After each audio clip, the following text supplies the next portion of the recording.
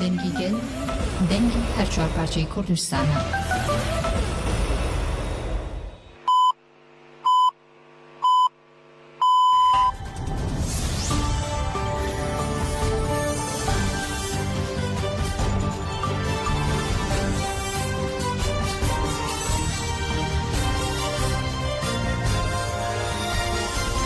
بیسەرانی هێژە ئەم کاتتان باش لە ناوەندی هەواڵەکانی ڕادیۆ دەنگی گەل با یارمەتی هاوکارانم گشتی هەواڵەکانی ئەو کاتژمێرەتان پێشکەش دەکەم.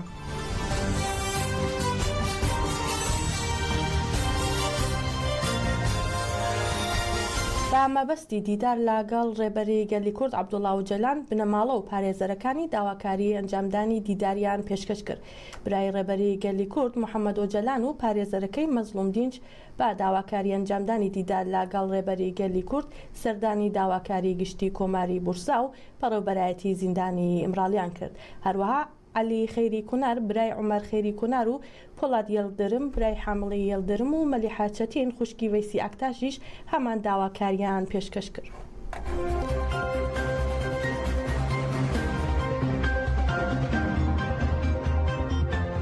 ناوەندی ڕاگەیاندن و چاپەمەنی هێزەکانی پاراستنی گەل ڕاگەیان فەرماندە ئورهان جیهاد بینگول کە 33 ساڵە بێوچان لە پێناو ئازادیدا تێکۆشاوە لە 6 حوزەیرانی 2024 لا هێرشی دوژمندا شەهید بووە. ڕاگەیاندراوی ناوەندی ڕاگەیاندن و چاپەمەنی هەپەگا بەم جۆرەیە.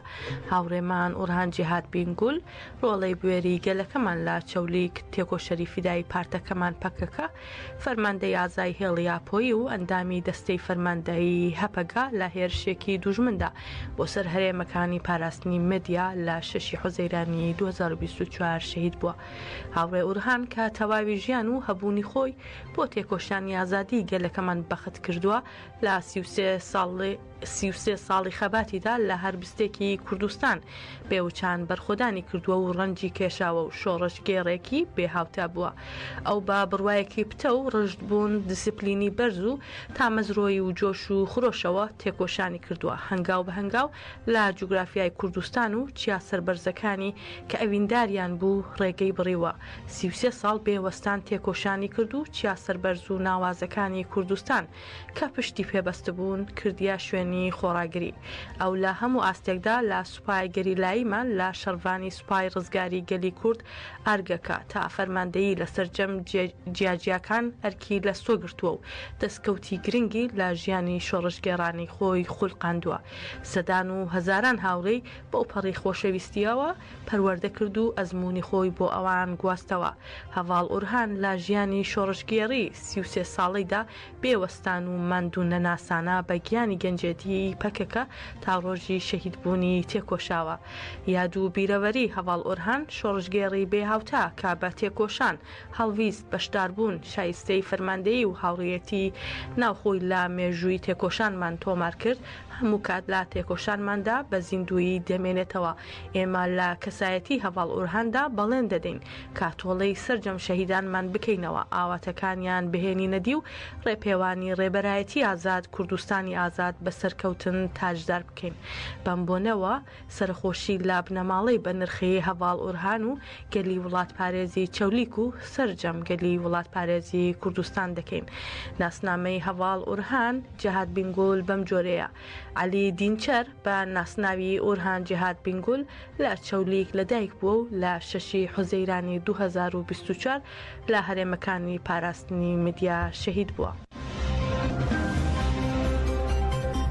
جنگاوەرانی مەزلوم دۆغام بەسام علی عەفرینی هەبەدەها ڕایانگەیان لە یورگێری ئەدەنا گڕیان لە حەوکارگە بەرداوە. جنگاوەرانی هەبەدەها لە ڕاگەیاندراوێکدا ئاماژیان بۆ کردووە چالاکیەکان لە دژی گۆشەگیری و هێرشە داگیرکاریەکان ئەنجامداوە و ئەوە هاتووە لە ڕاگەیاندراوەکەدا لە شەوی 27 ئاب لە کۆی چالاکیەکانی یورگێری ئەدەنە ئاگریان لە حەو کارگە بەرداوە کە سیانیان کارگەی دروستکردنی مۆبلیات بووە. هەر لە ڕاگەیاندراوەکەدا ئاماژە بۆ کراوە با هێزی شۆڕشگێڕی و هۆشیاری گەلەکەمانەوە هێرشە داگیرکاری و قڕکاریەکان تێک دەشکێن و ئەم پەیامە دەدەین ڕۆژی خاوەنداریکردن لا گەریلاکانی ئازادی کوردستانە کە لە دژی گۆشەگیری و هێرشە داگیرکاریەکاندا بە قارەمانیەتیەوە شەڕ دەکەن و داگیرکاری لا کوردستاندا وەدەردەنێن.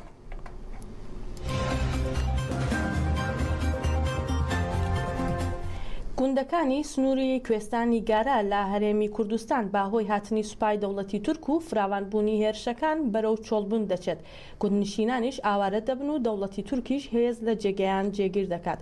تورکیا خەڵکی ئەو ناوچەیە ناچار دەکات با کۆچکردنی زۆرە ملی بۆ ناوچەکانی ئامێری و کانی ماسی و دوهۆک و چونکە تورکیا هەوڵی بنیاسنانی بنکەیەکی سەربازی لە بەرزایەکانی گارە دەدا. جیاماژەیە لە ناوەڕاستی مانگی حوزەیرانی ئەمساڵەوە دەوڵەتی داگیرکەری تورک هێزێکی زۆر و زیاتری هێناوەتە خاکی هەرێمی کوردستان و هێرشێکی چڕی دەست پێ کردووە کە بەهۆیەوە چەندین هاوڵاتی مەدەنی بوونە تا قوربانی و چەند گوندیش چۆڵ بوون و دانیشتوانەکەی ئاوارە بوون.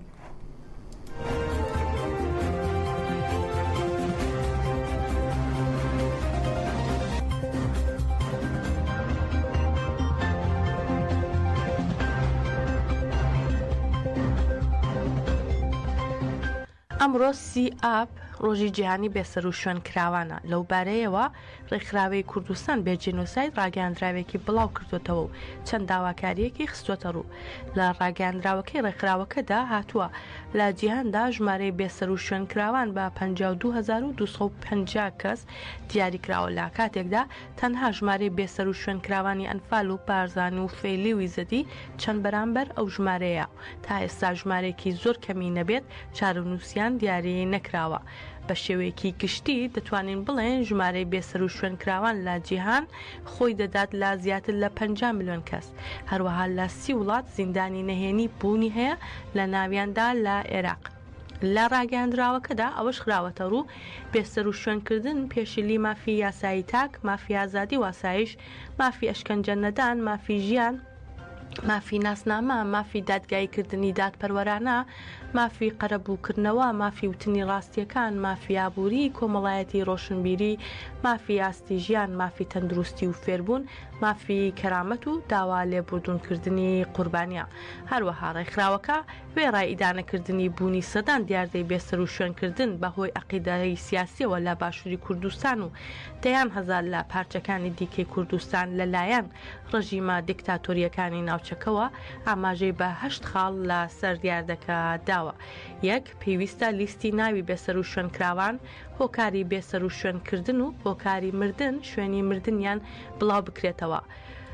شوێنی کۆکردنەوەی بێسەر و شوێنکراوان بپارێزرێت و بۆ یادەوەری بێسەر و شوێنکراوان و دروستکردنی مونومنتی یادوەریان.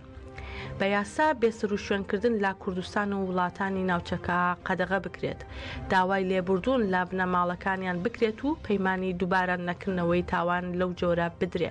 ڕووفاتی قوربانیەکان بگەڕێندرێتەوە بۆ کەسوکاریان. قەرەبووی ئابووری کەسوکاریان بکرێتەوە. مافی کەسوکاری بێسەر و شوێنکراوانە هەموو ڕاستیەکان لەسەر بێسەر و شوێنکردنی ڕۆڵەکانیان بزانن. بە یاسا پارێزبەندی بۆ کەسوکاری قوربانیان، پارێزەرەکانیان، ڕێکخراوەکانیان دیاری بکرێت بۆ وتنی ڕاستیەکان و داکۆکیکردن لە مافەکانیان. پێویستە زیندانەکان سجلی هاتووان و دەرچوانی هەبێت. هیچ کەسێک لە دەرەوەی زیندانە فەرمیەکان زیندانی نەکرێن و بوونی زیندانی نەهێنی وەک تاوان سیر بکرێ.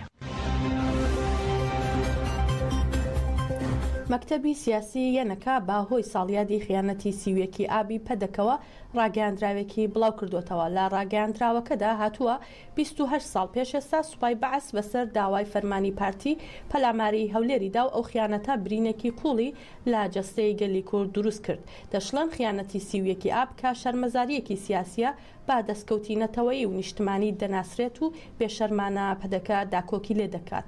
باس لەوەش کراوە دوای 28 ساڵیش جێگەی برینەکانی ئەو خیانەتە ساڕێژ نەبووە و پاشماوە و ئاسەواری سیاسی و کۆمەڵایەتی و ئابووری و بگرا کەلتوریشی بەسەر هەرێمەکانەوە ماوە. ماوەیەکی زۆریش ناوبانگ و ناوەڕۆکی ڕەوا و ئازادی خوازانەی کوردایەتی لە دنیا لەکەدار کردووە. ئەوەش خراوەتە ڕوو بەداخیشەوە سیاسەتە چەوتە دووبارە بووەکانی لێرە و لەوەی پارتی هەمیشە قەدماغی برینی خیانەتی هەڵداوەتەوە.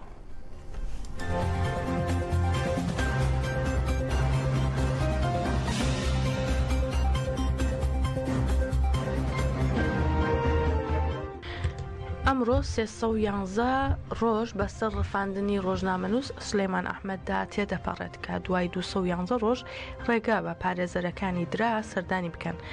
بە تۆمەتێکی ناڕەوا پەدەکە ڕۆژی 29 تەمووز دادگایی کرد و سزای 3 ساڵ بەندکردنی بەسەردا سەپاند. سلێمان ئەحمەد ڕۆژنامەنووس و هەواڵسازی بەشی عەرەبی ئاژانسی ڕۆژنیوزە دوای ئەوەی بۆ بەشداریکردن لە پرسەی باوکی گەڕایەوە ڕۆژاوای کوردستان لە کاتی گەڕانەوەیدا بۆ باشووری کوردستان لە 25 تشرینی یەکەم لە دەواازەی فیخشاپور لەلایەن ئاسایشی پەدەکەەوە ڕفێنرا و دوای 211 ڕۆژ چارەنووسی ئاشکرا بوو.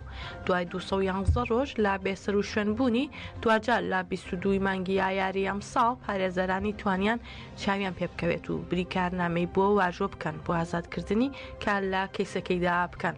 بەشدار حەسان یەکێک لە تیمی پارێزەرانی سلێمان ئەحمەد با ڕۆژنیوزی ڕاگەیاندووە دوای بینینی ڕێگەدراوە کە ببینە پارێزەری و هەروەها بۆ ماوەی 2 خولەک بە تەلەفۆن قسەی لەگەڵ خانەوادەکەیدا کردووە.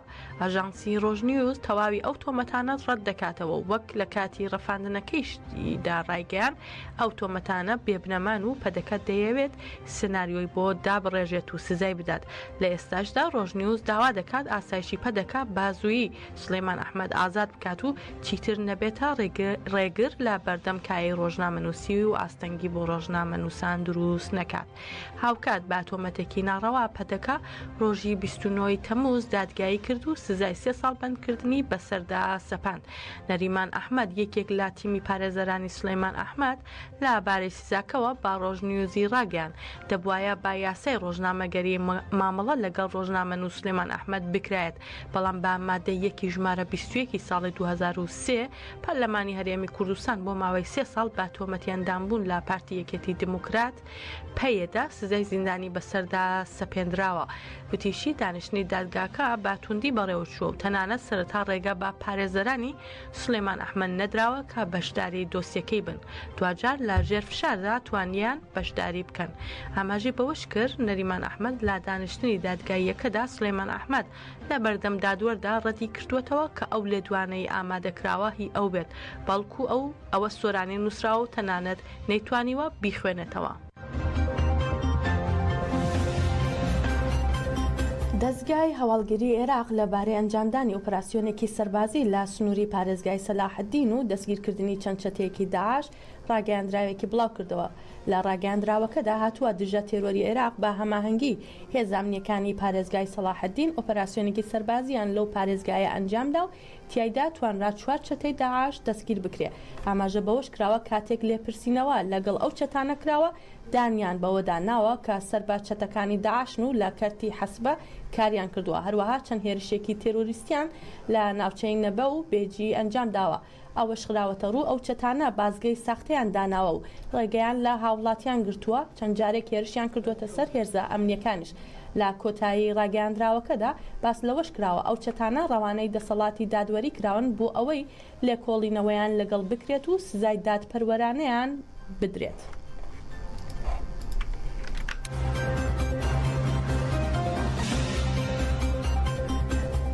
تۆڕی هەواڵی نەهری سووری ناوەڕۆکی کۆبوونەوەی نێوان شێخەکانی خێڵە عەرەبەکانی دەیر و زور و ئیبراهیم حەفل فەرماندەی چەکدارە خێڵیەکانی پەیوەندیدار بە سوپای ڕژیمی سووریاوە ئاشکرا دەکات. تۆڕی هەواڵی نەهری سووری بڵاوی کردەوە کۆبوونەوەکە لە 28 ئەم مانگە لە گەڕەکی فیلاتی دەیر و زور ئەنجام دراوە و ئاماژەیان بەوەداوە لە کۆبوونەوەکەدا هەردوولایەن ڕێککەوتون لەبارەی ئەوەی چەکدارە خێڵیەکەکان بەشدار نەبن لە هیچ چالاکیەکی سوپای سووریادا، تەنیا لە دژی هێزەکانی سووریای دیموکراتیک قەسەدا بەکاربهێنرێت. جێگای ئاماژەیە هێزی چەکدارە خێڵیەکانی دەیر و زور لە ئەیلولی ساڵی ڕابردووەوە دژی هێزەکانی سووریای دیموکراتیک قەسەدا دامەزراون و لەلایەن ڕژیمی سووریاوە هەموو هاوکاری و پاڵپشتێکی لۆجستی و داراییان دەکرێت. تا ئێستاش چەندین جار چەکیان لە دژی هێزەکانی قەسەدا هەڵگرتووە و شەڕیان لە دژیان ئەنجام داوە.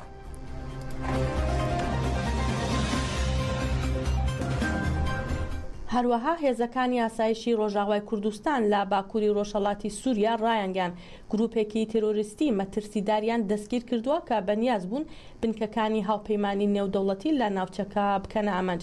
هێزەکانی ڕۆژاوای کوردستان ئەوەشیان خستوەتە ڕوو هێزەکانیان لە ئاسایشی گشتی و هێزە تایبەتەکان تو ئۆپەراسیۆنی بردی ئەمنیان لە ناوچەکانی حەسەکە و جەلاغا ئەنجام داوە کە گروپا تێرۆریستیان مەترسیدارەکانی کردووەتە ئامانج کە پلانیان دانابوو هێرش بکەنە سەر بنکەکانی هاوپەیمانی نێودەوڵەتی لە ناوچەکە. باس لەوەش دەکەن ئۆپەراسیۆنەکە دوای نیوە شەوی ڕۆژی سێشەممە ئەنجام درراوە. لەو کاتەدا ناسنامەی سەرۆکی گروپەکە لە گوندی ئەلمیرزای سەربا حەسەکە دەستنیشان کراوە.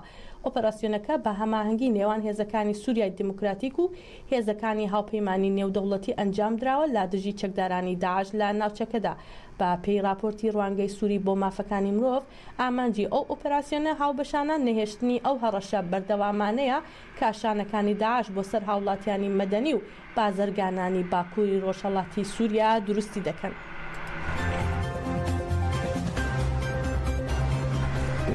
ناوەندی ڕاگەاندنی ئەنجومەنی سەربازی منبەج دەربارەی پوچەڵکردنەوەی هەوڵێکی چەتەکانی دەوڵەتی تورک لە جێراپلۆس ڕاگەاندراوێکیان بڵاو کردەوە و ڕایانگەان درنگانی شەوی ڕابردوو لە گوندی جاتی سەربا شارۆچکەی جێرابلۆس لە باکووری حەڵاب لەلایەن هێزەکانیانەوە هەوڵێکی سنوور بەزاندنی چەتەکانی دەوڵەتی تورک پوچەڵ کراوەتەوە. دەڵێن بەهۆیەوە لە نێوان هێزەکانیان و چەتەکاندا پێکدادان ڕوویداوە و جەنگاوەران توانیان سێ چەتە بکوژن و پێنجی دیکەش بریندار بکەن. هەروەها باس لەوەش کراوە لە هەمان کاتی پێکدادانەکاندا دەوڵەتی داگیرکەری تورک باچڕی تۆپبارانی ناوچەکەی کردووە. جیاماژەیە چەتەکانی دەوڵەتی تورک بە بەردەوامی لە هەوڵی ئەوەدان لە ناوچەکانی ژێردەسەڵاتی هێزەکانی سووریای دیموکراتیکدا سنوور ببەزێن و داگیرکاری و تاڵانی بکەن و یانی هاوڵاتیانی مەدەنی بخەنە مەترسیەوە.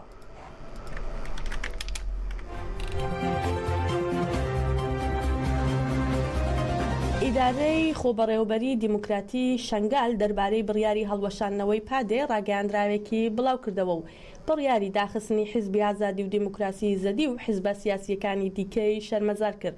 لە ڕاگەاندراوەکەدا ئاماژە بەوە کراوە داوا لە حکوومەتی عێراق دەکەین ئەو بڕیارە هەڵبوەشێنێتەوە.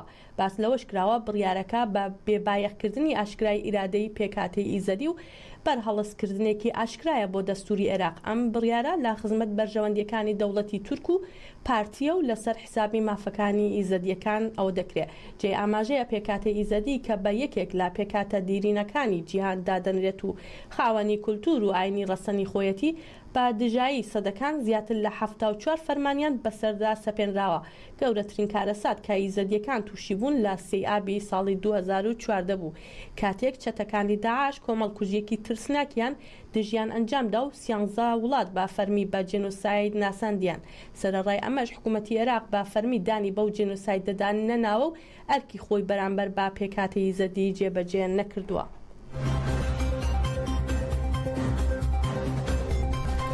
مامۆستا سابیر خودامورادی پێشنوێژی مزگەوتی گەڕەکی قەوخ لە شاری سەقس لەلایەن دادگای تایبەت بە مامۆستایانی ئاینی هەمەدانەوە سزای 15 مانگ بەندکران بەسەریدا سەپێنرا. پێشتر ئەم مامۆستا ئاینیە سزای بەندکران و لێدانی بەسەردا سەپێنرا بوو. جێ ئاماژەیە ئەم مامۆستا کووردە باهۆی ناڕزایەتی دەربڕین بادەسەڵات و بەرگری لاویستی خەڵک لە ڕەوتی بزوتنەوەی ژنجیان ئازادی لە ئەوتارەکانی نوێژی هەینی بۆ دادگای تایبەت بە مامۆستایانی ئاینی شاری هەمەدان لە ئێران بانگەواز کرابوو. هەروەها لە مەریوان مامۆستا عەلی بەهرامی پێشنوێژی مزگەوتی گوندینەی سەر بە شاری مەریوان بە بێنواندنی حکمی قەزایی لێکۆڵینەوەی لەسەر جێبەجێکراوە. بێجگە لە دەست بەسەری چەند کاتژمێری مامۆستا عەلی بەهرامی کە لە کاتی گەڕانەوەی لە هەرێمی کوردستانەوە بوو، مۆبایلەکەی با مەبەستی دەستکەوتنی زانیاری و پشکنین دەستی بەسەرداگیرا. جێ ئاماژەیە ئەم مامۆستایانیە چەند جارێک با لێپرسینەوە و هەڕەشە لە لایەن هێزانەکانی ڕژیمی ئێرانەوە بانگ هێشت کراوە.